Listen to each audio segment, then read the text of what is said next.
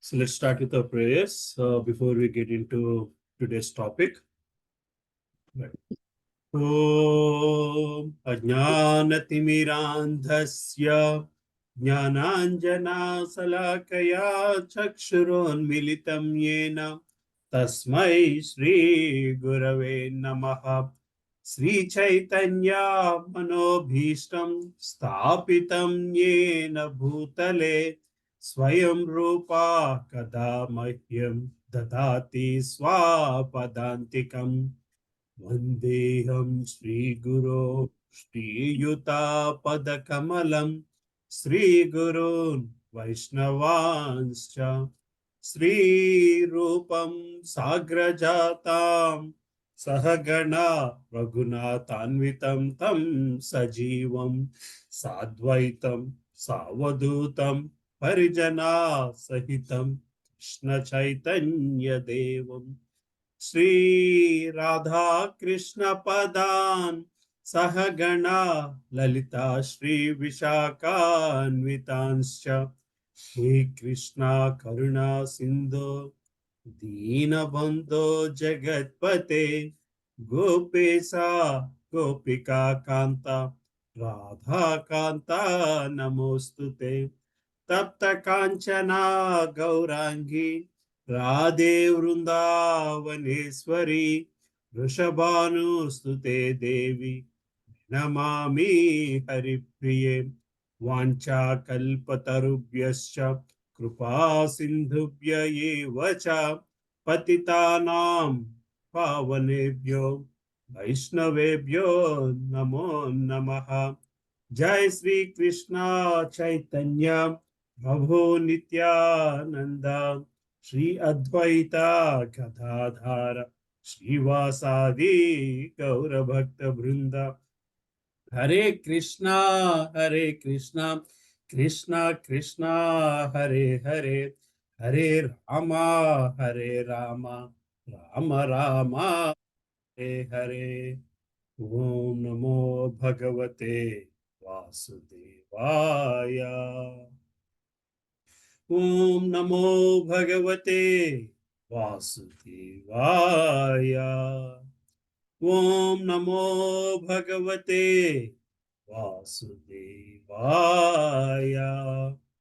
Narayanam Namaskrityam Naram Chaiva Narottamam Devim Saraswatim Vyasam Tato Jayamudhirayat Nashtaprayeshu Bhadreshu Nityam Bhagavata Sevaya Bhagavate Uttama Bhaktir Bhavati Naistiki Krishnaya Vasudevaya Devaki Nandanaya Cha Nanda Gopa Kumaraya Govindaya Namo Namaha Namo Mahavadhunyaya Krishna Prashtaya Bhutale Namo Mahavadhunyaya Krishna Prema Pradhaite Krishnaya Krishna Chaitanya Namne Gauratvishe Namaha Namah Pankazanabhaya Namah Pankazamaline Namah Pankazanetraya Namaste Pankazangriye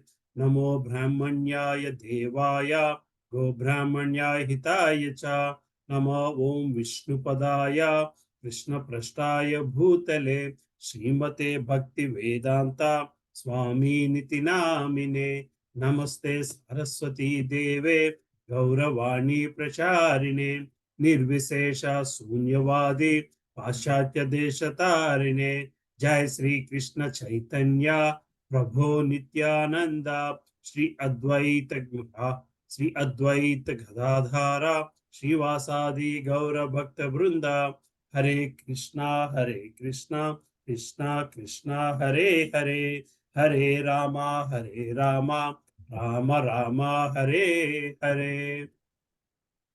Mukum karoti vachalam pangam lagaite girim kripa tamaham munde Sri Gurun Dinatarinam Brahmananda Madhavam Sri Chaitanyishwaram Apavitro Pavitro Va Sarvastagato Piva Yasmare Bahyabhyantara Suchihi Shri Vishnu Shri Vishnu Shri Vishnu. Hare Krishna. Hare Krishna. Prabhu Sri Mataji's Dandat Pranam. Hare Krishna. Raju Prabhu, Hare Krishna. Saraswati Mataji, Dandat Pranam. Hare Krishna. Krishna Hare Krishna Prabhu. Prabhu Dandatam. Hare Hare Krishna. Krishna. Dandat Pranam Hare Prabhuji. Krishna Prabhuji. Hare Krishna. Leland Prabhu, Dandat Pranam. Hare Hare Krishna Krishna. Prabhu. Dandot Pranam Prabhu. Hare Krishna. Dandot Pranam to everybody. Dandot Pranam. Krishna. I will So, leave at 8 o'clock, Prabhuji. yes, Prabhu. Yes, Yeah. Prabhu.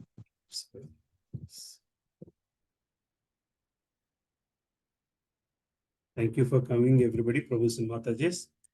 So we are in eighth canto, the withdrawal of cosmic creation, in which we have seen Gajendra Moksha, okay, and now we are at Samantaka Mantra, like Ksheerasagar Madhanam, right? So sorry, in the Ksheerasagar Madhanam, we are in chapter 7. Lord Shiva saves the universe by drinking poison.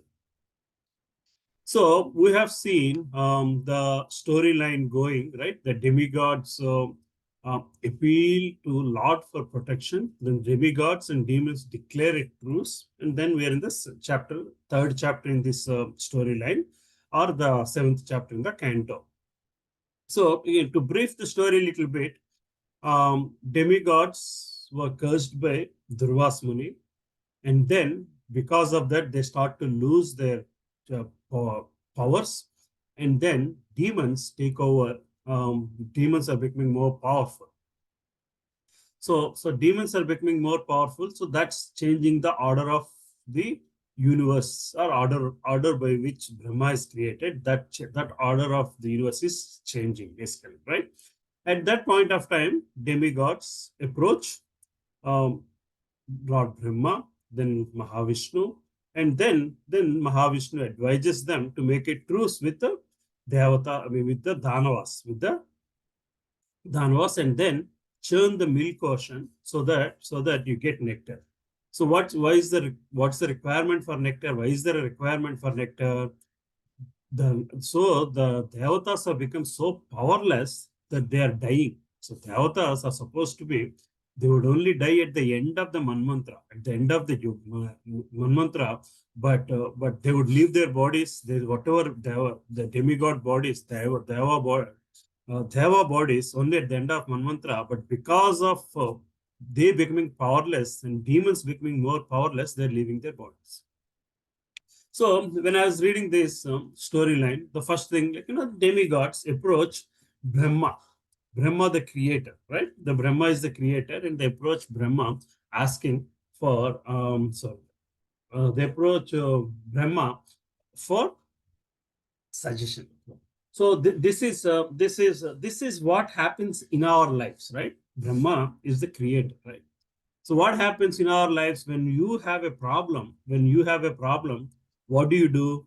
The first thing you approach is your mother, right?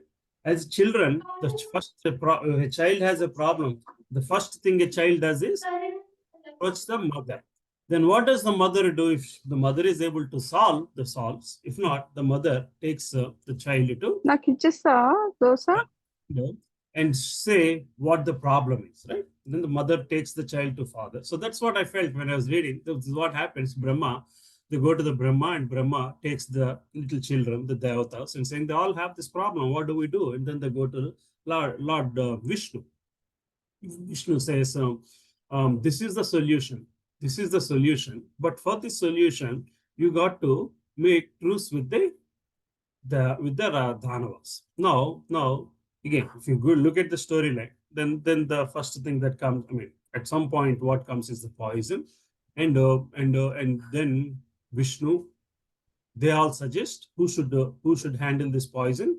He is a Mahashiva. So it's like Shiva is like the guru, basically, right? So that's what we do in our lives. Like, Shiva is like the Adi Guru who sends us to Mahavishnu by following him, basically. So these three people have taken these three characters, is what I felt. The role of a mother, role of a father, and role of a guru in this whole Leela of the Lord. Probably that's where Matru Devo Bhava, Pitru Devo Bhava, Acharya Devo Bhava have come to, basically, because those are the equivalents that we should approach to. And in fact, if you look at the stories, lot of stories, so it's easy to please Brahma. That's what Ravana does. It's easy to please the Guru than to please the father, probably, because father is the one who is always worried about the well-being of the child, and he's always calculative in giving anything to the child, whether will it help the child's progress or not. Will it help the child to get back to what the father wants? And what does the father want? In this case, the Mahavishnu, what does the Mahavishnu want? He wants every child, every god, every demigod, every Dhanava, every Asura also to attain moksha, go back to the Godhead, basically. Godhead, go back to Krishna. So again, here we are looking at Dhanavas who are all powerful. Powerful. Dhanavas are also powerful. So in the sense, we see in the movies and all, Rakshasas means with two horns and a bloody face and two protruding teeth and all that stuff. But you don't see that in people like whenever they talk about Bali Chakravarti or Prahlad Maharaj, basically. That's just a depiction of Dhanava. But in reality, they're also very learned people, especially in this episode. You are seeing Dhanavas as being a lot more powerful than Devatas themselves. And at that point of time, the ruler of the Dhanavas is Bali Maharaj. So the Bali, under the guidance of Bali Maharaj, they are ruling. Bali Maharaj is a Mahajan himself, which means somebody who understood the philosophy, understood the spirituality, understood the role of life, understood the reason for life, understood the purpose of life, understood the goal of life. But Dhanavas also for the well-being of Dhanavas, they need also some nectar, so that they also defeats death, basically. So now the thing that we need to understand is Lord Mahavishnu says, go make a truce with Dhanavas. You alone cannot fulfill this task. You need some more people to fulfill this task of churning the ocean to get the nectar out that makes you increases your lifespan, so that you have opportunity to serve, opportunity to grow philosophically, grow spiritually, opportunity to think of going back to the God. Right? The things that we need to understand in the current context of the world, if you look at it, it's okay to make truce with somebody you differ in terms of opinion, as long as you're working for a common cause. If you look at even in the modern world, this is what, if you look at that's the biggest lesson of diplomacy that Lord has given. So the common cause here is nectar. But in Lord's opinion, the common cause is, for him, there's no difference between Rakshasas or Devatas. For him, they're all his children. The children who requires different what you call learning ability or learning instruction to achieve the goal, the final goal of moksha, the final goal of going back to the Supreme Personality of Godhead, going back to Lord Krishna. Here he said, yes, they are Dhanavas. You have some difference of opinion with them, and both of you are little two children who fight for the supremacy of the world. But at this point, you both have a common cause to fight for. It's like this, right? When COVID came, every country in the world put all their differences aside, and they were fighting for a common cause. But the COVID is over. Now each person's individual interests are cropped up, and now we are seeing a multipolar world. So you have two countries fighting, and then the few countries supporting X and few countries are supporting Y. And then there are two other countries fighting. The same countries are now splitting up. There's an XY component supporting one, and there is an XY component supporting another. Right? So, but bottom line is how countries come together, or how people come together for a common cause, is what creates a multipolarity system that we are talking about in the current world, basically. Anyway, our goal is not about that, but our goal is more about to go in the flow of the Leela. Now, where we come to chapter 7, where Lord Shiva saves the universe by drinking the. Probably in today's class, in what's assigned to me, or slokas 1 to 16. Probably we'll go to up to 17 just to have a logical break of the chapter. So the first 17 chapters describe simply Lord's roles in Samudra Manthan. So Lord has multiple roles that he has taken to fulfill this task of Samudra Manthan to get the nectar out of it. And then, of course, the chapter goes further, 18th to 20, how the poison appears first, and the demigods offer prayers to Lord Shiva, and Shiva seeks Bhavani's permission, and then he takes the poison, and then everybody the glories to the Shiva, Lord's glories are talked about basically. Within the 17 also, if you start to look at the first five slokas, talk about how demons grasp the front portion of Vasuki after a protest, how demons are making a protest to get, basically again, the way that whole version is going to be churned, if the version has to be churned, if you are churning a little bucket of or little pot of buttermilk, you have a churning rod, and then you use your fingers to churn, basically, right? So churning is, again, if you look at it, scientific process, you're increasing the speed under which different variables of different material in a heterogeneous material, they're distributed by specific gravity to different distances, basically. When you're increasing certain centrifugal forces, then based on the specific gravity, they get collected to different positions. In fact, this is exactly the process through which vaccines are made, through which your COVID vaccine and every other process, everything is made out of protein, basically, just the way how you collect butter out of buttermilk. Similar process is used to create vaccines, basically. So the point here is the process of generating nectar out of ocean, or the process of getting butter out of buttermilk, or the process of getting something useful, a vaccine out of some, they call it media, out of the fermented protein, is the same process. The bottom line is, it is not an easy process. It's a tedious process because you're trying to get gold out of a mountain, basically, right? So what is necessary is what needs to be separated. Even in fact, this is a kind of process that is used even in extracting gold out of sand, basically.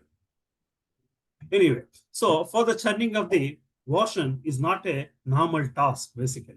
For that, you need the biggest churning rod, you need the biggest rope to manage the churning rod, and then you need the biggest strength. In our scenario, it is just 2 hands. But here, you need 1 hand of Devatas and 1 hand of Asuras to churn the milk ocean, to get what is the essence that comes out of the milk ocean, basically. Right?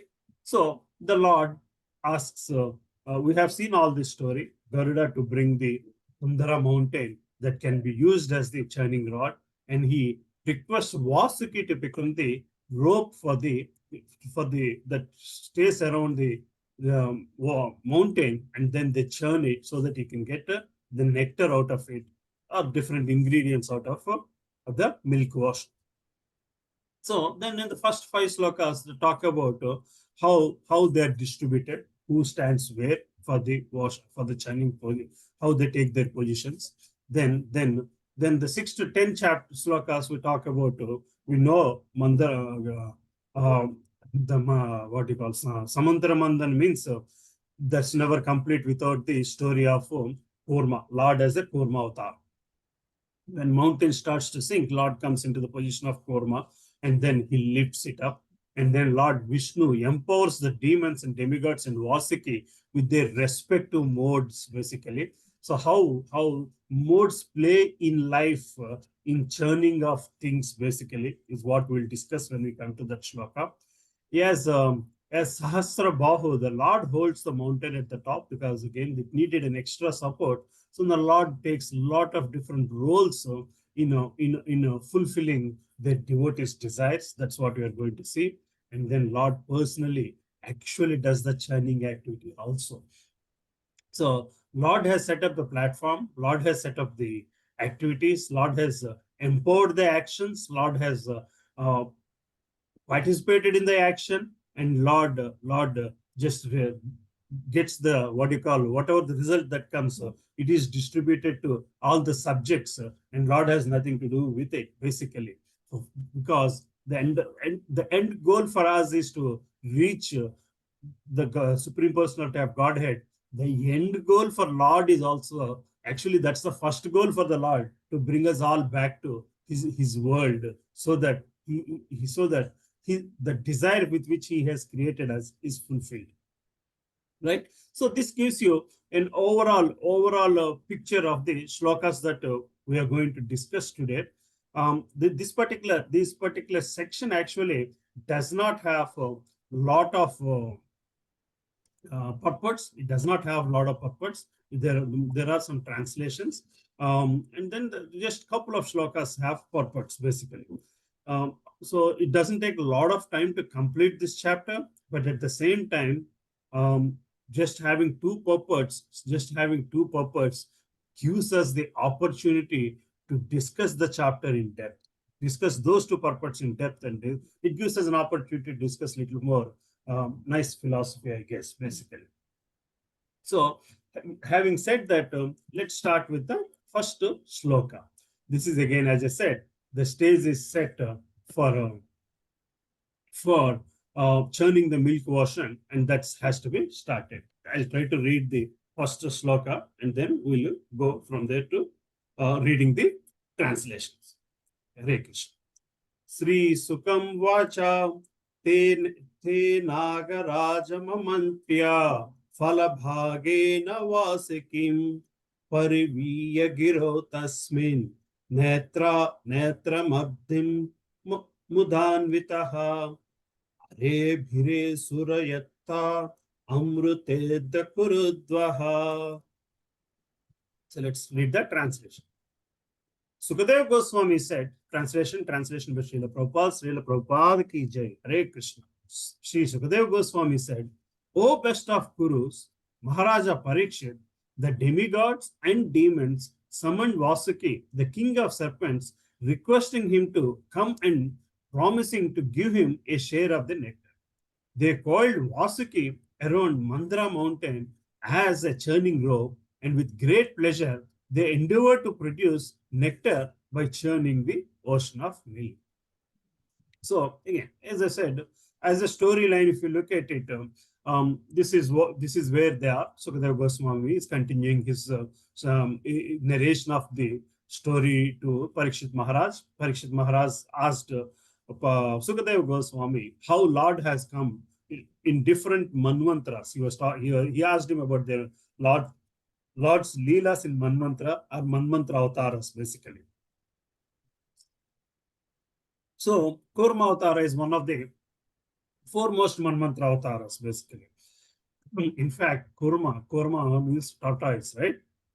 It is said scientifically, tortoise is one of the first species that still exists. The science says tortoise existed from the time of dinosaurs. And if you look at even modern lifespan, tortoise has a very long lifespan compared to a lot of other creatures. So tortoise is one of the first avatars of the Lord, and that's the story around Sagaramandan is around the Lord's Leela as a in a Kurma avatar, basically, right? So is the here Sukadeva Goswami continued to Parikshit Maharaj saying, the demigods and demons summoned Vasuki. So here the story, the Rakshasas and Devatas have come together and they have requested Vasuki, the king of serpents. See here how different parties are coming together with one goal, requesting him to come and promising to give him a share of the nectar.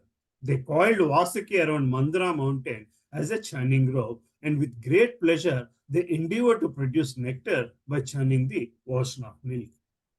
See, in materialistic world, this is what happens, right?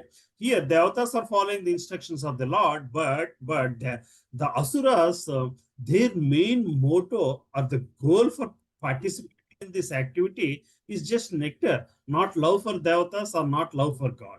Whereas Devatas are participating in this process because they've been advised by the Lord. And they were just following the instructions of the Lord, basically. Right? So, but it doesn't matter what the underlying principle is, but there is the common deciding factor. So, agreeing to disagree or agreeing to a common stream, common activity. This is what happens in summits, basically, right? You have four different parties who have no similarity, no cultural commonality, but they all come together for a common cause, and that's what is happening here. And now they needed a third party support, Vasuki. And they're saying, Vasuki, you also come along. You help us out because we are now stuck with getting the finest rope, basically. We are also working on different finest ropes now for Jagannath Radhayatra, right? We're thinking marketing and seeing where we will get finest rope. Similarly here, Devatas and Dhanavas approached Vasuki for the fire. It has the finest rope, and they said, we will also get a share of the nectar if you can help us. You could also become immortal. You could also live forever, basically, live to the end of the mantra. With great pleasure, they endeavor to produce nectar by churning the milk version. So Vasuki has agreed. So with that, they're coming. So I'm not going to, unless does anybody wants to read the sloka line here? It's a single line. Hare Krishna, second sloka. Somebody wants to help read? Hare Krishna Prabhuji. I'll try, Prabhuji. Yeah, thank you so much, Mataji. Translations and purport by Srila Prabhupada ki jai.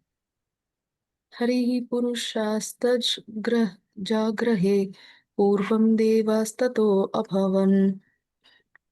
Translation: the personality of Godhead Ajita grasped the front portion of the snake, and then the demigods followed. Hare Krishna. So here, see the God himself in the form of Ajita. This is the first avatar of Lord here, basically. He has come as form of Ajita and grasped the front portion of the snake, the head of the snake, basically.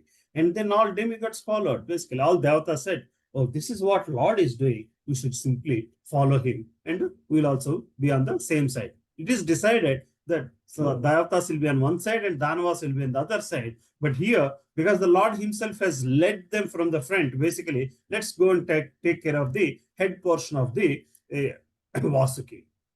Now, if you look at the head portion of Vasuki, that is where the whole fierce Vasuki's these things come out, basically. The fire, the heat, and all those things come out of that. God thought, let's handle the tough portion and leave the simple portion to the Devatas. Then, the third shloka. Hare Krishna. Somebody wants to read this? Hare Krishna. Hare Krishna, Prabhuji. Hare Krishna. Go ahead, Mataji. Hare, yeah. Swapna Mataji. Go ahead. The sloka, Prabhuji. Yes, Mataji. Yeah. Tannaicham daitya patayo mahapurusha chestitam nagrihanimo vayam pucham ahar angam amangalam swadaya shrutasampanna prakhayata janma karma bhi. Translation to Prabhuji. Yes, Mataji. Translation by A.C. Bhaktivedanta Srila Prabhupada ki jai. The leaders of the demons thought it unwise to hold the tail, the inauspicious portion of the snake. Instead, they wanted to hold the front, which had been taken by the personality of Godhead and the demigods, because that portion was auspicious and glorious. Thus, the demons, on the plea that they were all highly advanced students of Vedic knowledge and were all famous for their birth and activities, protested that they wanted to hold the front of the snake. Hare Krishna. We'll discuss a little bit on the translation and then let's go to go. The leaders of the demons thought it unwise to hold the tail. So if you look at any human being, if you want to, you conversing with somebody on their face or conversing with their leg, which one is considered auspicious? You see somebody, you would like to hugging them or touching them on the upper portion of the body is considered auspicious than going and falling at their feet. So the demons thought it's unwise to hold the tail. The inauspicious portion of any entity, basically, of a snake, basically. Instead, they want to hold the front, which has been taken by the personality of Godhead and demigods. Because that portion was auspicious and glorious. The face is supposed to be more auspicious and glorious compared to the feet, basically. Thus, the demons, on the plea that they were all highly advanced students of Vedic knowledge and were all famous for their birth and activities, protested that they wanted to hold the front of the snake. Hare Krishna. Here the sloka, if you look back into the sloka, it says Swadhyaya Srutu Sampanna. So Swadhyaya Srutu Sampanna. Swadhyaya means by the learning of the Veda. Srutu means by hearing and learning, by getting the jnana. Sampanna means that's how they became well versed with the knowledge, and then they think prakhyata janma karma abhi, they became popular because of the birth based on their karma. They consider themselves very great because of their birth, and they think because of we were great karmic people, that's why we got this particular birth. And because of that, and because of our ability to learn Vedas, we have the knowledge. Based on that knowledge, we think this is not right. They think they're being cheated they think they're being insulted by asking them to go and stay on the tail side. The leaders of the demons thought it was unwise to hold the tail, the inauspicious portion of the snake. Instead, they wanted to hold the front, which has been taken by the personality of Godhead and the demigods. Because that portion was the auspicious and glorious, thus the demons on the plea that they were highly advanced students of Vedic knowledge, were all famous for their birth and activities, protested that they wanted to hold the front of the snake. So they were protesting with the Lord and his disciples or his followers, saying, you guys are cheating us. This is not right. This is what it is. Basically, because of our knowledge, we are making the call. And our call is to, it doesn't matter who wins the toss, but this is what we want, basically, right? So we'll go to purport by Srila Prabhupada. Srila Prabhupada ki jai. Hare Krishna. These are 3-4 paragraphs. If somebody wants to read the purport, then we'll come back to discussion. Anybody wants to read some portion of the purports, Prabhuji's, Mataji's? Hare Krishna, Prabhuji. Dandat Pranam, Prabhuji. Hare Krishna, Ma, Dandat Pranam, Saraswati Mataji. Thank you, Ma. Can you read? Purport by His Divine Grace A.C. Bhaktivedanta Swami Srila Prabhupada ki jai. The demons thought that the front of the snake was auspicious and that catching hold of the portion would be more chivalrous. Moreover, Daityas must always do the opposite of the demigods. That is their nature. We have actually seen this in relation to our Krishna conscious movement. We are advocating cow protection and encouraging people to drink more milk and eat palatable preparation made of milk. But the demons, just to protest such proposals, are claiming that they are advanced in scientific knowledge, as described here by the words Swadhyaya Shruta Sampannaha. They say that according to their scientific way, they have discovered that milk is dangerous and that the beef obtained by killing cows is very nutritious. This difference of opinion will always continue. Indeed, it has existed since days of yore, millions of years ago. There was the same competition. The demons, as a result of their so-called Vedic study, preferred to hold the side of the snake near the mouth. The Supreme Personality of Godhead thought it's wise to catch hold of the dangerous part of the snake and allow the demons to hold the tail, which was not dangerous. But because of a competitive desire, the demons thought it's wise to hold the snake near the mouth. If the demigods were going to drink poison, the demigod the demons would dissolve. Why should we not share the poison and die gloriously by drinking it? Correct. In regard, Let somebody else wants to read the next paragraph, Prabhuji. Can I read, Prabhuji? Yes, Mataji. Thank you. In regard to the words Swadhyaya Shruta Sampannaha Prakyatat Janma Karmabhihi, another question may be raised. If one is actually educated in Vedic knowledge, is famous for performing prescribed activities, and has been born in a great aristocratic family, why should he be called a demon? The answer is that one may be highly educated and may be born in an aristocratic family, but if he is godless, if he does not listen to the instructions of God, then he is a demon. There are many examples in history of men like Hiranyakashipu, Ravana, and Kamsa, who were all educated, who were born in aristocratic families, and who were very powerful and chivalrous in fighting, but who, because of deriding the Supreme Personality of Godhead, were called Rakshasas or demons. One may be very well educated, but he has no sense of Krishna consciousness, no obedience to the Supreme Lord. He is a demon. That is described by the Lord himself in Bhagavad Gita 7.15. Namam duskrinito mudha prapadyante naradama mayaya prahata jnana ashrum bhavam ashritaha. You want to read through the meaning, Mataji? Those miscreants who are grossly foolish, lowest among mankind, whose knowledge is stolen by illusion, and who partake of the atheistic nature of demons, do not surrender unto me. Asuram Bhavam refers to not accepting the existence of God or the transcendental instructions of the personality of Godhead. Bhagavad Gita clearly consists of transcendental instructions imparted directly by the Supreme Personality of Godhead.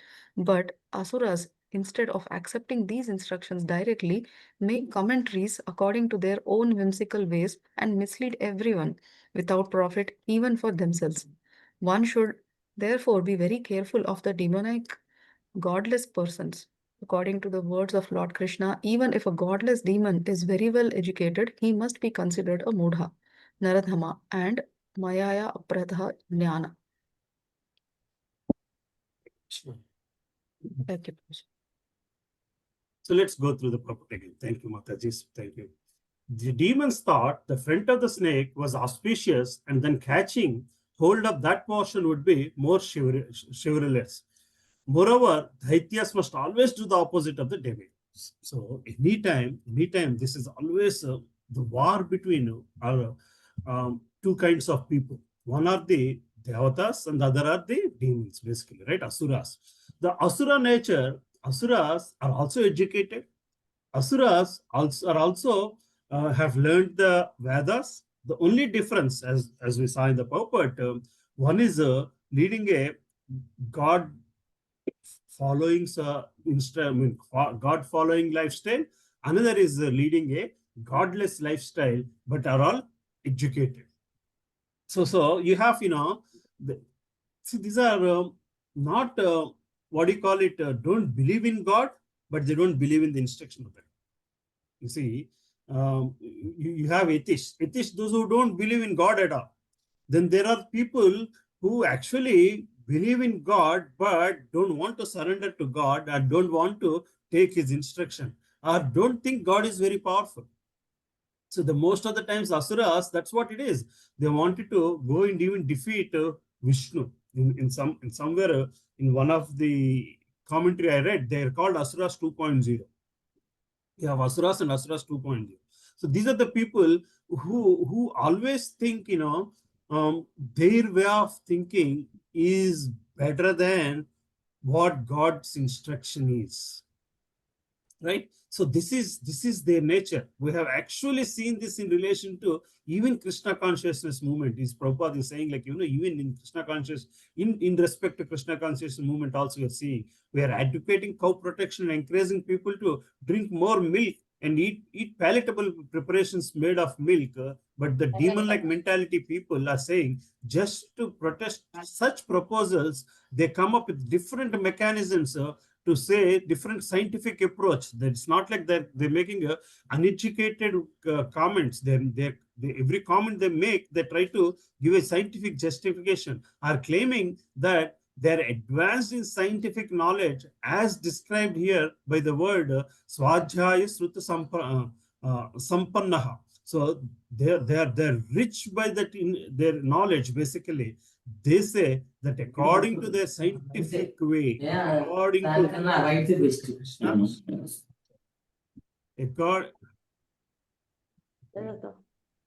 so they say according to their scientific way, they have discovered that milk is more dangerous than eating the beef, basically obtained by killing the cow is nutritious.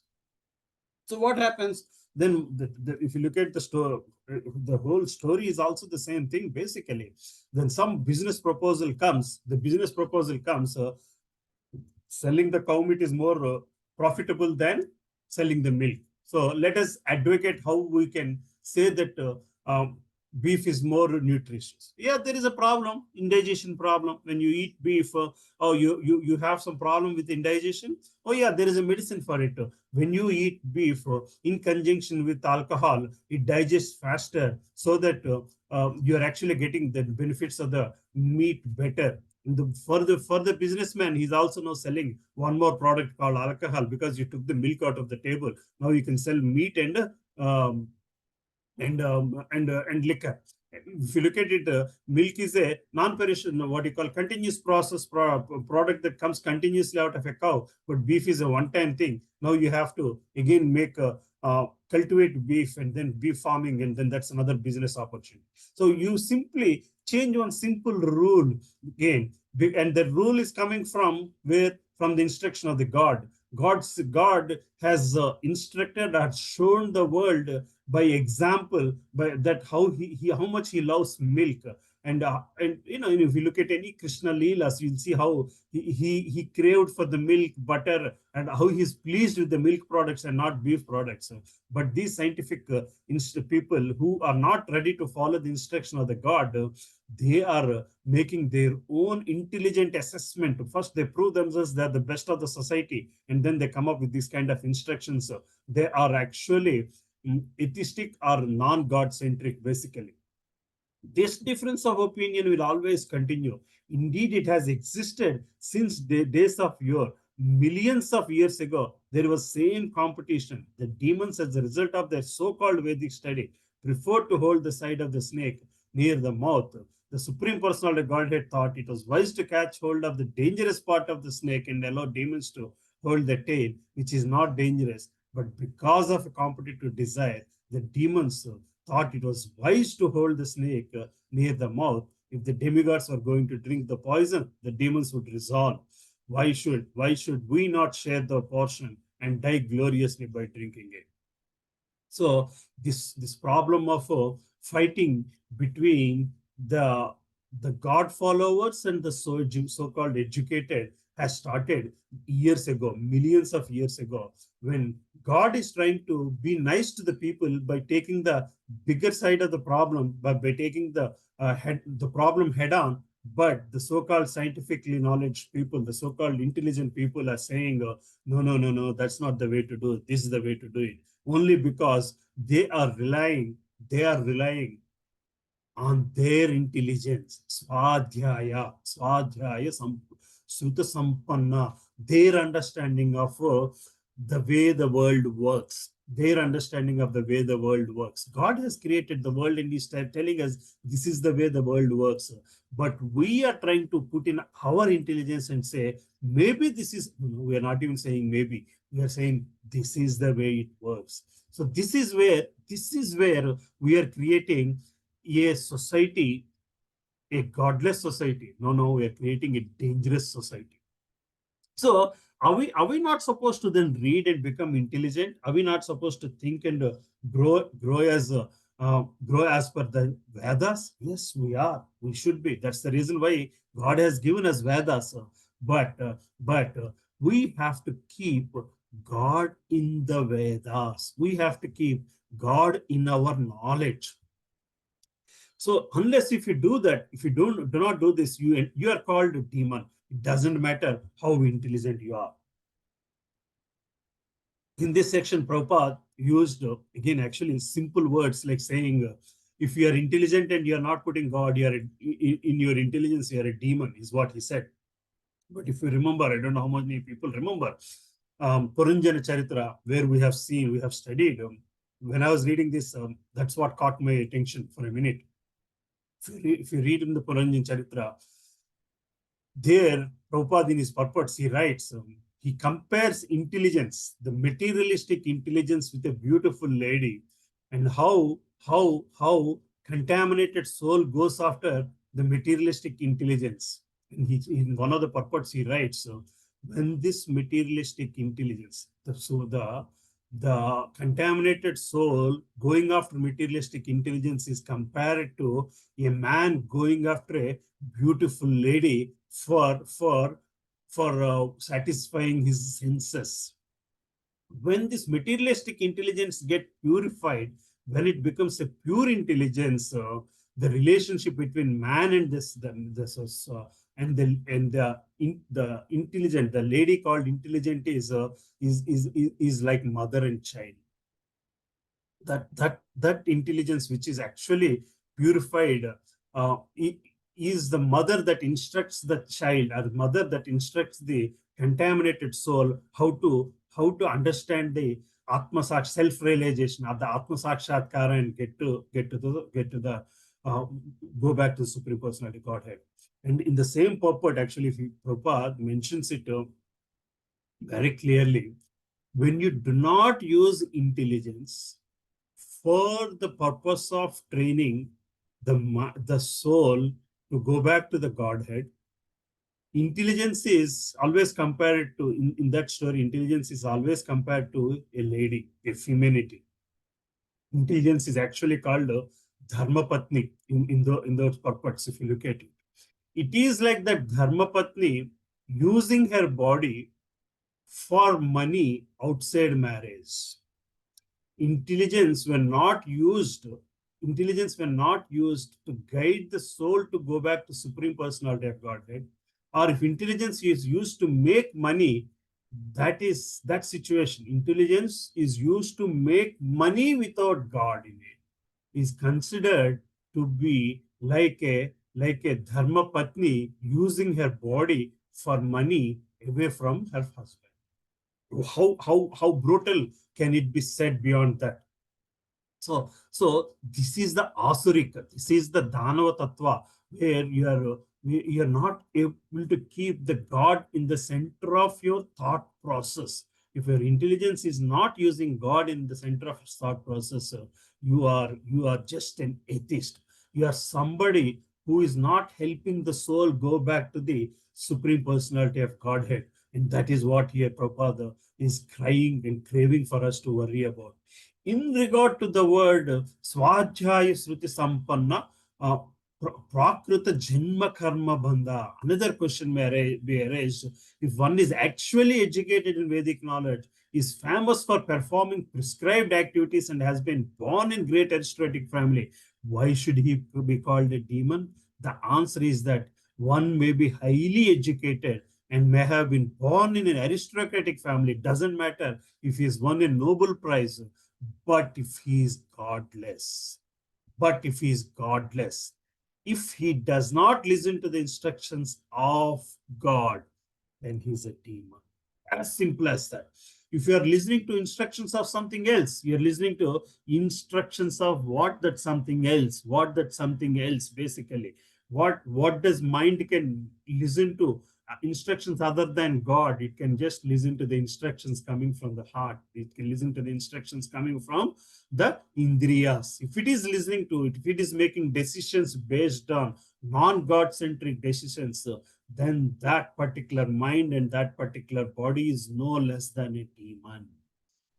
There are many examples in history of men like Hiranyakasipu, Ravana, and Kamsa, who were all educated, who were born in aristocratic families, and who were very, very, very powerful and chivalrous in fighting, but who, because of deriding the Supreme Personality of Godhead, only one mistake. What the mistake? What is the mistake? Deriding the Supreme Personality of Godhead, were called Rakshasa. One may be very well educated, but if he has no sense of Krishna consciousness, no obedience to the Supreme Lord, he is a demon. It is described by Lord himself in the Bhagavad Gita. So Prabhuji and Matajis, so every instant of our life, every instant of our life, every element of our blood and muscle and body has to worry about making our life God's. If that does not happen, there is no purpose for this life.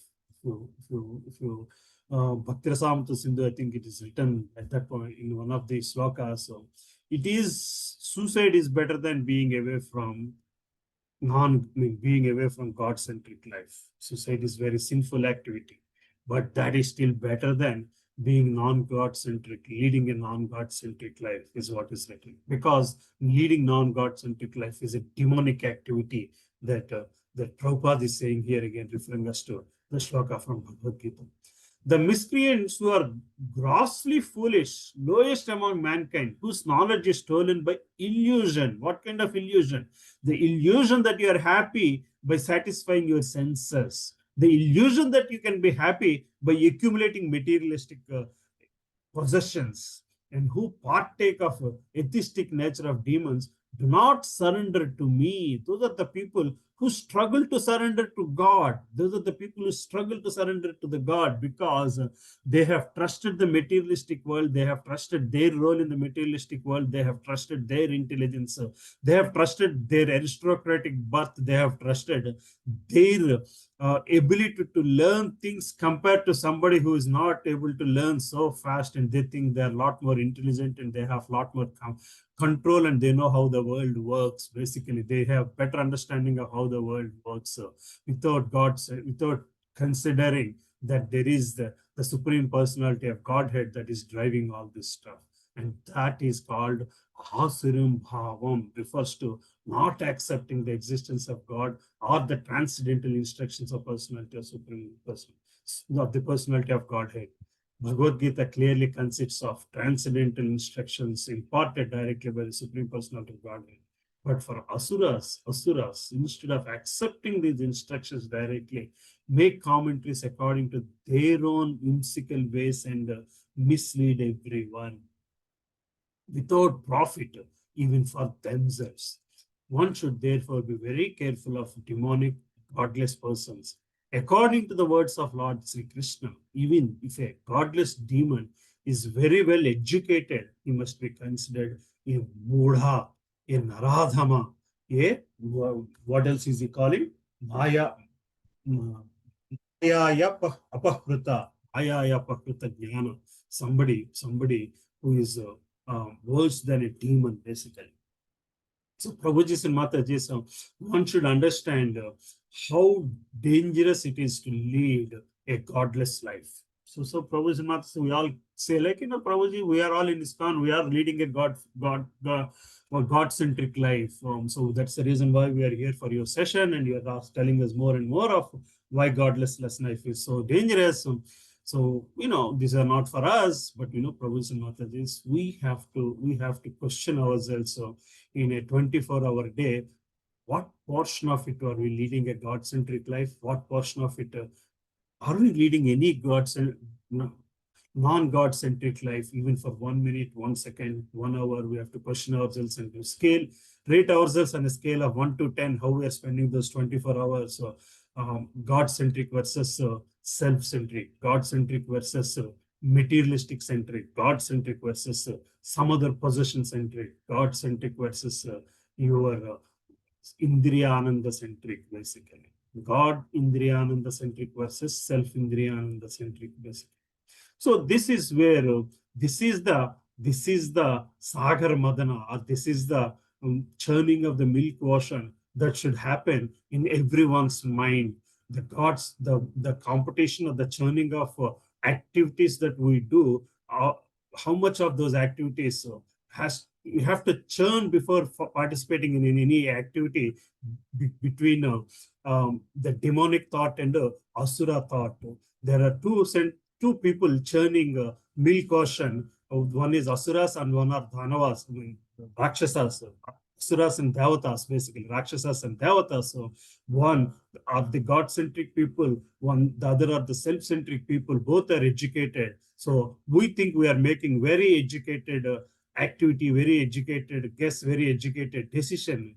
And before making a decision, before putting a thought, before inking a thought, before putting a thought into action, there should always be this churning has to happen between in our mind. How much of that activity is going to be God-centric and how much of it is going to be self-centric. That's the purpose of learning this chapter. And when things in our mind are not God-centric and they're self-centric, and when there is a clash or this thing, a war, tug of war is happening between these two thoughts. So the first thing that comes out is what do you call it? Poison. The first thing that comes out is negative only. Poison. That poison has to be that cannot be consumed. That poison cannot be consumed, or that poison cannot be sent out into the world. That cannot be turned into action. This is where Shiva comes into play, and he puts that poison in his throat. It doesn't go inside. If it goes inside, Shiva is worried. The Paramatma form in my body will get impacted by it. But if you leave it in the world, if it gets out of his mouth, the world will get impacted. So he just leaves it in the throat. That negative thought should be submitted to Guru. He is the only one who can absorb it and make sure it is not influencing your spiritual life, or it's not influencing your materialistic life. So that's where Shiva or the Guru comes into picture. Whenever we have this struggle between, we as human beings, we living in the Karma Kanda, always have this struggle of every activity, how to make it God-centric and make it spiritually progressive. And then the first thought that comes out of it, or the first result that comes off such churning activity, should be observed carefully and submitted to take the help of Guru and hold it in the proper place and continue to churn till the nectar that comes as per the God's wish, because God is the one who said that nectar is needed for Devatas to continue their life and do their functions as prescribed by Lord Brahma for the welfare of the Brahmanda. Hare Krishna, that's the bit of the essence from this third shloka so far. And let's move on to further shlokas, because there are not so many purports. I was spending a little more time on that particular purport. Let's get into the fourth shloka. Anybody wants to read the shloka, Matajis and Prabhujis?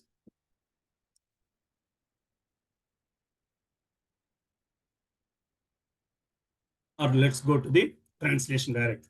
Hare Krishna, Prabhu. I will read. Hare Krishna. Chandramal Prabhu. Want to read the shloka or translation? I will read both. Okay, thank you, Prabhu. इति तु स्नितिं स्थितान् दैत्यान् विलोक्य Purushottama स्मयमानो विसृज्यग्रं पुच्छं जग्रह सामरः.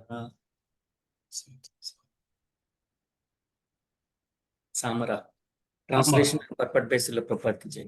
Thus the demons remained silent, opposing their desire of demigods. Seeing the demons and understanding their motive, the personality of Godhead smiled. Without a discussion, he immediately accepted their proposal by grasping the tail of the snake, and the demigods followed him. Great. So, thus the demons remained silent, opposing the desire of the demigods. Seeing the demons and understanding their motive, the personality of Godhead simply smiled without any further discussion. He immediately accepted the proposal by grasping the tail of the snake, and the demigods followed him. So, a few things to understand. The demons who have more command or more trust in their own thinking are protesting. Demigods, because they don't have, not that they don't have so much trust on on their thinking, they also have so much trust on their thinking, and their trust on their thinking is follow the Lord. So they just, each person, both of them have if you look at the magnitude of the trust they have is the same. but the element on which they have the trust is different. The first people, when they have so much trust on themselves, when you have trust so much on your intelligence, the moment you hit a roadblock, you don't know what. But Devatas here, they also have so much trust. And what trust they have? They also have knowledge in the Vedas. But their trust is to follow the Lord, follow the instruction of the Lord. Now there is nothing for them to block the road because they are following the person who actually made the road. So once you may follow the person who actually have designed the entire world, then there is nothing to that there is no reason for them to hit any roadblock basically. So, as the demigod said, I mean, the Supreme Personality of Godhead said, as you wish, tathastu. This is what you want, you get it, basically. What you ask is what you get. That's what Lord is there for, basically. So, Lord fulfills all our desires, and devotee says to the Lord, Lord, please fulfill my desire of following you. And that also Lord fulfills. The only thing we have to do is where you stand on the spectrum. And the whole spectrum of if Vasuki is the spectrum, which side of the spectrum do you stand? Basically, stand by the Lord or want to stand opposite to the Lord, basically. Right? So that's the shloka number 4 and shloka number 5. Anybody wants to read the shloka? Sorry. Shall I continue, Hare Prabhuji? Yes, Mataji. Shloka Yes. 5. Sorry. Shloka number, text number 5. कृतस्थानविभागस्थ एवं कश्यपनन्दनाः ममन्तु परमं यथा अमृतार्थं पयोनिधिम्. Translation by His Divine Grace A.C. Bhaktivedanta Swami Srila Prabhupada Ki Jai. After thus adjusting how the snake was to be held, the sons of Kashyapa, both demigods and demons, began their activities desiring to get nectar by churning the ocean of milk. Hare Krishna. So both of them took their positions and started to churn the portion of the milk. Yeah, the shloka 6. Anybody wants to read shloka and for translation or just the translation is also fine. Yes, Hare Prabhuji. Krishna. Matyamane navesodir anadaro ayapo vishat driyamano hi balibhir Gauravat Pandu Nandana. Translation by Srila Prabhupada Ki Jai. O son of the Pandu dynasty, when Mandara mountain was thus being used as a churning rod in the ocean of milk, it had no support, and therefore, although held by the strong hands of the demigods and demons, it sank into the river. Hare Krishna. It sank into the water. O son of Pandu dynasty, when Mandara mountain was thus being used as the churning rod in the ocean of milk, it has no support. Therefore, although held by the strong hands of the demigods and demons, it sank into the water. So you are here trying to set the stage for churning between the good and the bad, between the God followers and self followers. But even for the churning to happen, the God himself said to use Mandara mountain, and God's another devotee, Vasuki, is helping, but still it just fell into the water and it's sitting on the water bed. So let's see what happens next. Basically, it needed the best of the best supports to let the Mandara mountain stand, and this is where we see Lord coming in the form of Kurma. Hare Krishna. Yes, that's Sloka 7.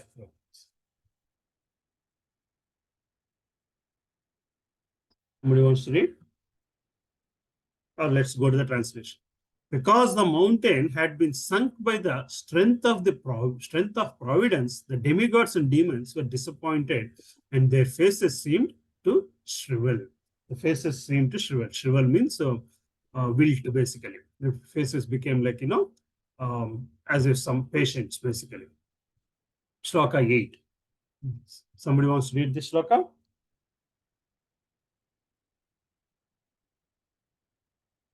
Let me try, Prabhu. Okay. Below. Hare Krishna. Go ahead, Prabhu. Go ahead. विलोक्य विघ्नेश विधिं तदेश्वरो दुरन्तवीर्यो दुरन्तवीर्यो विदताभिः सान्दिति कृत्वा वपु कच्छपम् अद्भुतं महात् प्रविश्य तोयं गिरिम् उज्जहारा. Translation by Srila Prabhupada ki jai. Seeing the situation that had been created by the will of the Supreme, the unlimitedly powerful Lord, whose determination is infallible, took the wonderful shape of the tortoise, entered the water, and lifted the great Mandara mountain. Hare Krishna. So when seeing his children failing, falling at his own desire of churning the milk ocean to get the nectar, the Lord himself, seeing the situation that had been created by the will of the Supreme, the unlimitedly powerful Lord, whose determination is infallible, took the wonderful shape of a tortoise, entered the water, and lifted the great Mandara mountain. So the Lord is standing below the mountain so that the mountain comes up and the churning can happen. So this is like we have another place where Lord did this kind of weightlifting activity. Where is that, Prabhuji? So, right? Do we remember any other episode where Lord was doing some weightlifting activity like this? Govardhan. Govardhan, right? So again, this is first, I guess, because this is in Satya Yuga and that's in the Dwapar Yuga. But this is first time Lord actually is lifting the entire mountain on as back of a tortoise. If you look at the base of Mandara mountain, and if you want to lift it, how much big of a tortoise you have to be, basically, right? And this is what Lord, see, bottom line here, the Lord is here to help the devotees in whichever way. So you have started, in any time, you have started your activity of churning and your thought process between good and bad. Without Lord's help, it's going to fall flat, is what it is. Even that activity, you have to do it. You have to do it. Again, I'm telling you here, Prabhu and Mataji, is what am I saying here? Whenever an activity or action you are planning on doing, there is always struggle between the good and bad. What is the good part I'm saying? The good part is God-centric thought process. The bad part is self-centric thought process. And who is doing this churning in our minds? We are doing, right? And when we are doing that churning of thought process between good and bad, it's going to fall flat if we don't take God's help. So if you do that activity of churning between good and bad as my activity, then you are already on the demon side. If you're doing that activity of deciding the vichakshana, the rational thinking of good and bad, and if you don't take again God's help, it's going to fall flat like a Mandara mountain. Right? The rules of God are very simple. The rules of God, rule number 1 is make it God-centric. Rule number 2, make it God-centric. Rule number 3, make it God-centric. That's all. Make anything God-centric. You eat, make it God-centric. You sneeze, make it God-centric. You sneeze, if you look, you know, in our culture, when you sneeze, you say Krishna or you say Rama, because you want to make the sneeze also God-centric. Right? Any little inconvenience in body pains, if you look at your elderly parents or anybody, they sit for a while getting up, they struggle, and when they get up, they immediately thank the Lord, Rama, Krishna. Make even your little slightest movement God-centric, because your toughest movement if you want to make your toughest movement God-centric, your slightest movement has to be God-centric. What is the toughest movement one has to face? The soul leaving the body. And if you want to make it God-centric, the smallest movement that you can make, lifting a spoon, what you call mixing sugar in milk, make it God-centric. If you can make those things God-centric, only then the final test will be God-centric. If not, it's going to fall flat like the Mandaram. Dang. Right. Let's go to the purport. Somebody wants to read the purport. This is the second purport we are going to discuss, and then Yeah, I will continue reading. Yes, Purport. Thank you. Here is the evidence that the Supreme Personality of Godhead is the supreme controller of everything. As we have previously described, there are two classes of men, the demons and the demigods. But neither of them are supremely powerful. Everyone has experienced that hindrances are imposed upon us by the supreme power. The demons regard these hindrances as mere accidents or chance, but devotees accept them to be acts of the supreme ruler. When faced with hindrances, therefore, devotees pray to the Lord. Tate nukampam sushmekshamanu bunjana evatma kritam vipatam. Devotees endure hindrances, accepting them to be caused by the Supreme Personality of Godhead and regarding them as benedictions. Demons, however, being unable to understand the Supreme Controller, regard such hindrances are accidental. Here, of course, the Supreme Personality of Godhead was present personally. It was by His will that there were hindrances, and by His will those hindrances were removed. The Lord appeared as a tortoise to support the great mountain. Kshitir iha ipula tava pistati prastahi. The Lord held the great mountain on his back. Keshava Druta Kurma Surira Kurma Sarira Jaya Jagadisha Hare. Dangers can be created by the Supreme Personality of Godhead, and they can also be removed by Him. This is known to devotees, but demons cannot understand it. Right. So the hindrance in every life event that we face is also by design of the God, is just a point of test to see you're going to think of him or not. A hindrance is created by God, and God alone can remove that hindrance. The more you think, I can overcome it, God lets you overcome it, but you are going away from God, and you are going to hit a wall that result in another Janma. It's going to this the moment anything that is any roadblock, if you're not able to think of God, you have simply have making a will for another lifetime, basically. That's what Srila Prabhupada is explaining here. The evidence that Supreme Personality of Godhead is supreme controller of everything, as we have previously described. Here are the two classes of men, demons and demigods. So, the demons say by the nature of them, but neither of them are supremely powerful. Both of them are powerful, but not supremely powerful, because the supreme power lies with the supreme powerful only, and that's Supreme Personality. Everyone has experienced that hindrance are imposed upon us by the supreme power. The demons regard these hindrances as mere accidents or chance. We hear this in a wrong time, wrong place. That's a hindrance of the Lord. But devotees accept them as to be acts of the supreme ruler. Devotees take it as the right place, right time. This is an opportunity for me to think of God, basically. When faced with hindrances, therefore devotees pray to the Lord, basically. Because why is that the right time, right place? Every problem is an opportunity to solve. That's what consulting world is built on. Today's world, if you look at it, every problem is an opportunity to solve. Every problem is an opportunity to pray for a devotee. Every problem is an opportunity to solve is if demons, right? So that's we face hindrance, therefore devotees pray to the Lord. So that's what Kunti Maharani prayers are. Please give me more trouble so that I do not forget you. That's what Kuchelida prayers are. You have given me so much of hindrance, so much of property, so much of wealth now. Please make sure I do not forget you because of this wealth. Let not this wealth be a hindrance for me in my life, because I am comfortable with a simple human being, and you put this hindrance and make sure I am using this property for your happiness and not my happiness, basically. Devotees endure hindrances, accepting them to be caused by the Supreme Personality of Godhead and regarding them as benedictions. Demons, however, being unable to understand the Supreme Controller, regard these hindrances as accidental.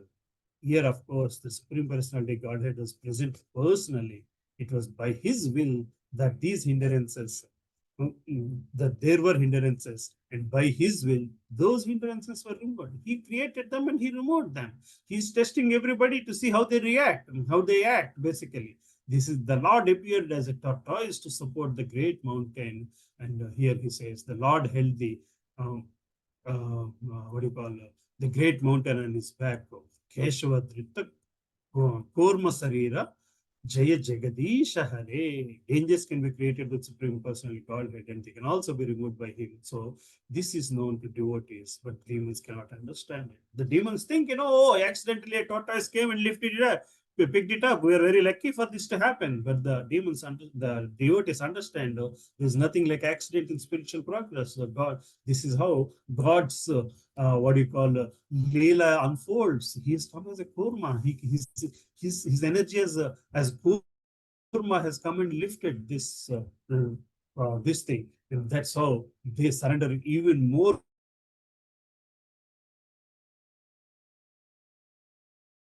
What we call devotees' rough edges have to be fine-tuned by Bhagavatam, basically. That's the purpose of these classes. The purpose of these classes is not trying to, impose something new, but just to clean those rough edges of our devotional service, basically. So, Kurma Avtaram, we have one temple. The Kurma Palam is very popular these days, but Sri Kurmam is one area where in Srikakulam district, Lord Kurma Avatar is worshipped. Chaitanya Mahaprabhu visited the temple. And I don't know how many of you know, it's like, when you read Chaitanya, Prabhupada Lilananda, you see Prabhupada doing, as a little boy, a 5-year-old, he does the Jagannath, who puts Jagannath in a cart and does Jagannath Radhayatra and all that. And he has a special love for Jagannath deities, and those were his childhood, what do you call, play toys, childhood worshipping deities. Similarly, Siddhanta Saraswati Thakur from the childhood worshipped Lord in Kurma form, actually. When he was a little child, as a 5 or 6-year-old boy, his father gave him Lord's Kurma Avatar deity, and that's what Siddhanta Saraswati Thakur used to worship. And when you read about Siddhanta Saraswati Thakur history, when ISKCON was actually digging through the ashram in Calcutta, they found references to this, and they found, I don't know if they found the deity, but that's when this is where Siddhanta Saraswati Thakur used to worship Lord in the Kurma form, basically. Anyway, so that's most of the discussion for today, but we'll read through the rest of the shlokas. The 10th shloka translation. O king, when the demigods and demons, by the strength of their arms, rotated the Mandara mountain and the back of the extraordinary tortoise, the tortoise accepted the rolling of the mountain as a means of scratching his body, and thus he felt a pleasing sensation. Hare Krishna. So the tortoise is standing steady, and the mountain is moving like this. So that actually gave the Lord, as if it is, wherever there is some scratch on the Lord is feeling, it's giving a pleasing sensation when these people are churning the Mandara mountain. We all know, right? How pleasureful it is when somebody scratches our back, right? As devotees also, we try to do that. You scratch my back, I scratch your back, basically, right? That's what we do. But even that scratching of the back, if you keep God-centric, that is okay. Even such scratching of each other's back also, if you keep God-centric, God is pleased. So that's what here God is saying. The Supreme Personality of Godhead is always unlimited. All that the Supreme Personality of Godhead in his body as a tortoise held on his back the largest mountains, Mandara Parvata, he did not feel any inconvenience. On the contrary, he apparently felt some itching, and thus the rotation of the mountain was certainly very pleasing. So even scratching each other back is okay as long as it is God-centric. So let's go to the 11th. Thereafter, Lord Vishnu entered the demons as the quality of passion, the demigods as the quality of goodness, and Vasuki as the quality of ignorance, to encourage them and increase their various types of strength and energy. So churning is not a simple process. So they need their strengths to be multiplied. And if you look at it, the demons are always working in the quality of passion, and the demigods and the quality of goodness, in the mode of goodness, basically. And God here has in every one of us, we have all these three modes, all three of them competing for each other, but one sort of dominates the other. And demons are always passionate, always they're never steady at one place and wants to achieve more and stuff. The demigods are always honing their intelligence to goodness, basically. And Vasuki here should not really be active. It has to be really ignorant and what you call tamasic, basically. And the god, by his power on the Prakriti, has induced or has magnified those qualities of each of these three entities that are churning the milk ocean. So let's go through the purport. Purport by Srila Prabhupada. Srila Prabhupada ki jai. Everyone in his material world is under the different modes of material nature. There were three different parties in churning the Mandara mountain. The demigods, who are in the mode of goodness, the demons, who are in the mode of passion, and the snake Vasuki, who was in the mode of ignorance. Since they were all becoming tired, Vasuki so much so that he was almost going to die, Lord Vishnu, to encourage them to continue the work of churning the milk ocean, again entered into them according to their respective modes of nature, goodness, passion, and ignorance, and helped them continue to churn the milk ocean. Hare Krishna. Somebody wants to read the 12th shloka and the purport? 12th shloka meaning and the purport, Prabhu? Yeah. Hare Krishna, Yes. Prabhuji. Yes, Mataji, please. Who is this? Madhavi Reddy. Madhavi. Yeah. Can you scroll up, Prabhuji? Oh, you want to read the shloka too? Go ahead. Yeah. Uparyeendram giridadavanya akrumya hastena sahasrabahu tastatu devi brahma bhavendra mukher abhistuvadi sumano bivrusta. Translation. Manifesting himself with thousands of hands, the Lord then appeared on the summit of Mandara mountain, like another great mountain, and held Mandara mountain with one hand. In the upper planetary systems, Lord Brahma and Lord Shiva, along with Indra, king of heaven, and other demigods, offered prayers to the Lord and showered flowers upon him. Purport. To balance, Read through. To balance Mandara mountain while it was being pulled from both sides. The Lord himself appeared on its summit like another great mountain. Lord Brahma, Lord Shiva, King Indra then expanded themselves and showered flowers on the Lord. Thank you, Prabhuji.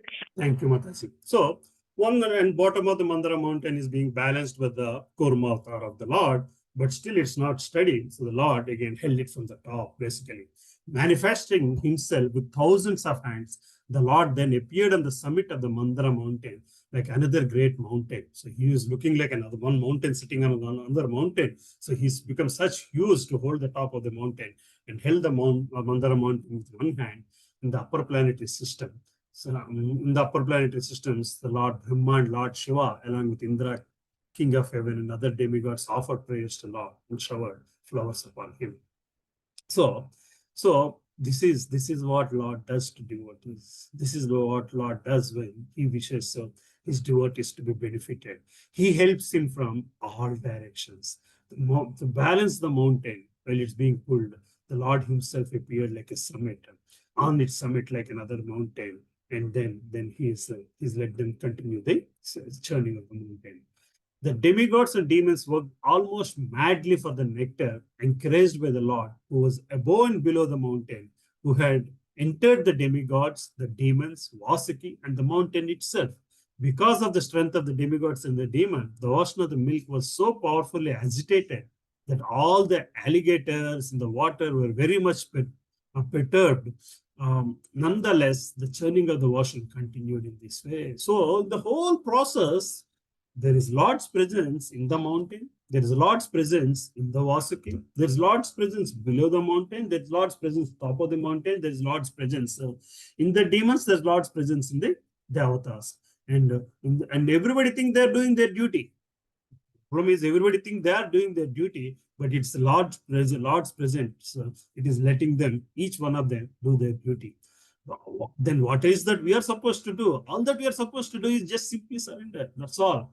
Vasuki had thousands of eyes and mouths. From his mouth, he breathed smoke and blazing fire, which affected the demons headed by Pauloma, Keleya, Bali, and Ilavala. Thus, the demons who appeared like Sarala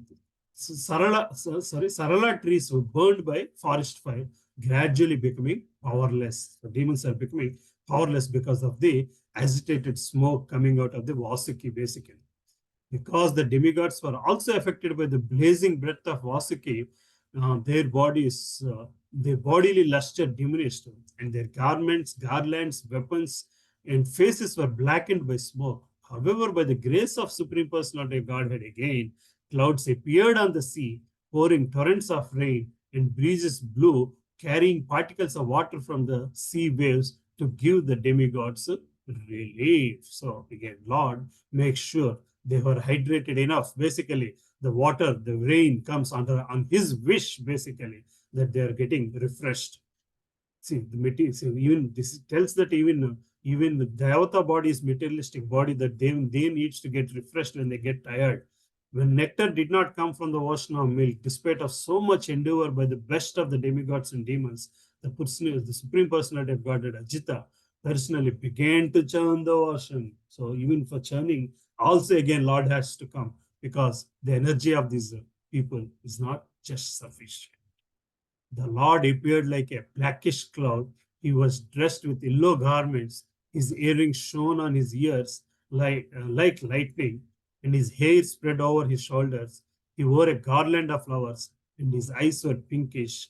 With his strong, glorious arms, which hovered fearlessness throughout the universe, he took hold of Vasuki and began churning the ocean, using Mandara mountain as the churning rod. When engaged in this way, the Lord appeared like a beautifully situated mountain named Indranila. So the Lord himself is doing the churning activity. If you imagine a small toy mountain and somebody sitting and churning from the top, that is what it is. It's the whole episode of Mandara mountain, the demons, the Vasuki, and even the Korma underneath look like a small toy in a boy's hands, basically. So Lord appeared so beautifully. He looked like a mountain himself, like an Indranila mountain. And from the next topic onwards, we will see the results of the churning of the milk ocean. And this is for us to understand the beauty of the Lord, and how personally he was helping at every instance of the Mandara mountain and the churning of the Mandara mountain. So essentially, it is a struggle between the God-centric and God self-centric thought process, godless self-centric thought process. That God is helping to churn with his blessings. So if we can do the same thing for every of our activities in our life, you will see the nectar of it, basically. Hare Krishna. So we try to discuss a few shlokas where there are a couple of purports, and the rest of it is more of a translation only, but still it carried a great essence of God's Leela, and a philosophy under which human life has to find its essence of life, basically. And rediscover their goal, and make this as the last life to surrender to the Supreme Personality of the God. Hare Krishna. With that, I'm going to stop for today's class. If we have, any comments, any chastisements, let's discuss for a few more minutes. Hare Krishna. Hare Krishna, Prabhu Mataji, any comments? Questions? Sachadev Prabhu is there. Sorry. Madhvi Mataji, have a comment or anything? Wonderful session, Prabhuji. Any comment? Anything you want to discuss any further? add anything? Not going to add anything. But the thing is, you have explained everything. What Gauranga Darshan Prabhu, once he took the class on the same topic, right, Prabhu? That Right, I Mataji. was remembering the same. Yes, yes, yes. Thank you, Prabhuji. Thank you, Mataji. Hare Krishna. Anybody, anything else? Hare Krishna. Nila Mataji.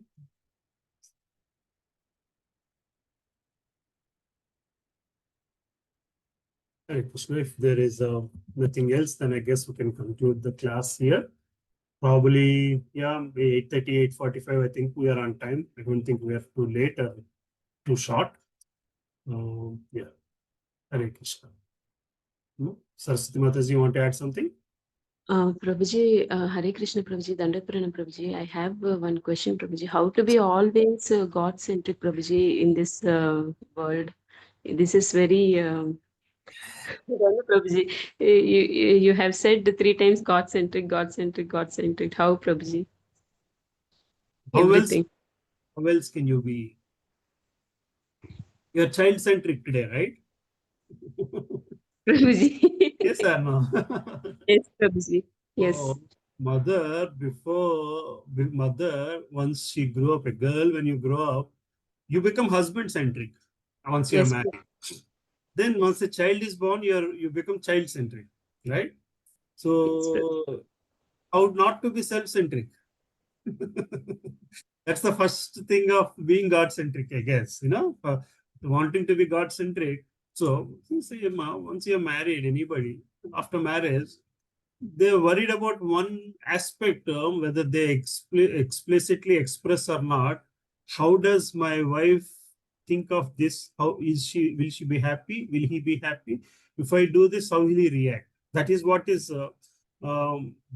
That's what a good husband or a good wife is supposed to do, basically. Right? That's what Dharma Patni means, basically. Any activity you are doing after that, back of your mind, that is always there. How does he react? How does he think? Will he be happy if I do this? Will he be unhappy if I do this? Right? Yes or no? Yes, Prabhuji. That is exactly same thing. You have to extend it. That's exactly same thing. So you know how to be someone else centric, especially mothers. That's a lot more easier there for mothers than fathers. Even fathers are also children centric. Once the children are born, that takes over their life. Basically, if you look at people's lives, so they're such adventurous people. Once married, the adventureness reduces. Once children are born, they their love for their own life increases. Basically, they think their life now values more. They cannot die because the child needs to be taken care. So I have to live to.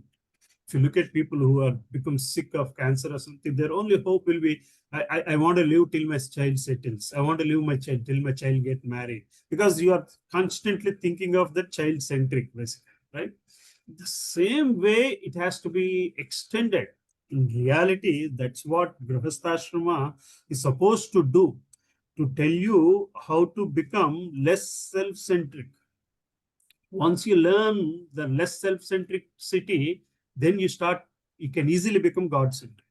Once you learn the importance of becoming God-centric, you'll easily become God-centric. So you are still doing the same thing. You're still, mixing the milk, you're mixing the food for and feeding the baby, but in the beginning and all, you're doing it because it's your child and you want the child to be happy, grow happily, what strength and healthy and all this stuff. But at some point, you are going to do the same thing as service to God. So it is now your responsibility to make sure the baby is happy, healthy, eating. You are doing it as part of service to God, or God has appointed you to serve that his another child through you. So Yes. by that thought process, it becomes God-centric of the same activity. If you do not do that, you are doing it for yourself, means the pride kicks in. My child is very happy versus I'm keeping God's child very happy, and God's child is very nicely smiling at me and giving me energy, versus my own daughter is smiling nicely and giving me energy. You see what I'm saying, Mataji? Yes, Prabhuji. Yes, Prabhuji. Understood. The same activities are the same. It is not about just taking care of the child. It is doing business, doing work. See, at work, you're interacting with employees, bosses, vendors, suppliers. All are children of God only. Demons are the devatas are interacting with their biggest enemies. At that point of time, they are seeing this as they're seeing the demons as children of God, and as per the instruction of the God, they are working together. Right? At that point, they're not seeing them as enemies. They're seeing as a God-centric activity. So if they don't get nectar out of it, they don't care so much. But if the nectar is not given to the demons, they care so much, because they are doing the churning of the activity for nectar. Yes. The devatas are also doing the churning of the activity for nectar, but the churning of activity for nectar is God's wish, not their wish. If Okay. the nectar doesn't come at the end of it, it is not their failure, it's God's failure, and God cannot fail. So there's an alternate plan for it. There's a reason for it. Okay, But Prabhuji. for demons, it is their failure. So when we see some failures in our life also, how much of we own most of the responsibility, because we think we are the cause of it. We think we are the doers of it. We think we put our position at a higher position than the plan of Lord Himself. I'm telling you all this, but it's not as easily done as I'm saying it. Basically, even I'm also struggling sadhaka at that stage. So how to make it is what is the sadhana process is. The sadhana process takes you to closer to God. Then the sadhana process will result into a process that takes you to God, to the prema bhakti stage, sadhana bhakti to prema bhakti stage. Right? So this is this. So it has to start with practice, and it becomes an involuntary activity before we die. That's the goal. It has to become an involuntary activity before we die. Initially, we put ourselves as a training activity, and then your what do you call it, muscle memory, they call it, right? So similar thing, you're building to your brain memory, brain muscle, the intelligence that it constantly thinks of somebody else's well-being. That's God. So in doing this, will it make God, is God going to be happy? Will it make God happy? To this comfort God more. So first thing is, making God happy means you're looking at a God in a different platform as a teacher, master. When you're made, and then you're saying, will he be happy? Like, you do something to please your mother, you do something to please your father, you do something to please your master, your teacher. When your little child is like 5 months, 6 months, you're not doing something to please her, you're doing something to comfort her. Mm. You see what I'm saying? The first thing is, there is a stage of difference in the surrender and devotion, basically. The where you're doing something to comfort her is just to prema bhakti. You're not doing for pleasing, right? Mm. Preminchadam means prema plus ivvadam is preminchadam, basically. Mm. Preminchadam means prema plus ivvadam. That's the love. You just love, you give love, basically, with no reciprocation, with no expectation of reciprocation. But in certain things, you do with an expectation of reciprocation. That's the beginning of our relation with God, and the end of relation of God is just no expectation of reciprocation, just to make him happy, comfortable. That's all. You're not looking for any result out of it. So to that point, we should try to grow, I guess, before Yamaraj calls us. That's it. Hare Krishna. Thank you. I don't know, Mataji, I tried to explain. So hopefully. Prabhuji, you told a lot, Prabhuji. I need to. Thank you so much, Prabhuji. Thank you, Mataji. Hare Krishna, Prabhuji. Dandavat Prabhuji. Rama. Krishna, anything else? No, Sarada Mataji? Talk something?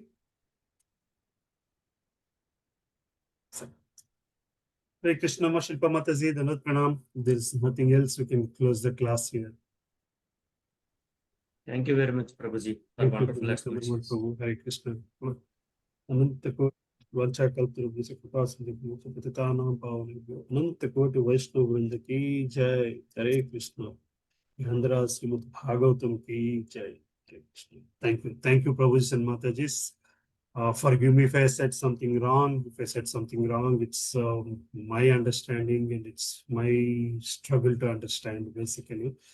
By and large, I try to explain or put it in the Prabhupada's words, as I heard from other leaders of Islam. Hare Krishna. Thank you.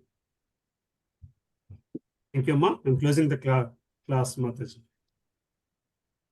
Hare Krishna. Hare Krishna.